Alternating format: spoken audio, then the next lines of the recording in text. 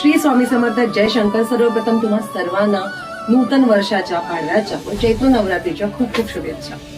उद्या आहे खूप खास दिवस, आपल्या महाराजांचा प्रकट दिन, आणि त्या निमित्ताने आपण तुमची एक समर्थ परिवार म्हणजेच आपल्या महाराजांचा परिवार साजरा करणार आहोत हा खास दिवस. कसा तर उद्या आपण महाराजांसाठी खास 108 जेवणातून आपण खिचडी असा हा नैवेद्य प्रसाद महाराजांना दाखवणार आहोत.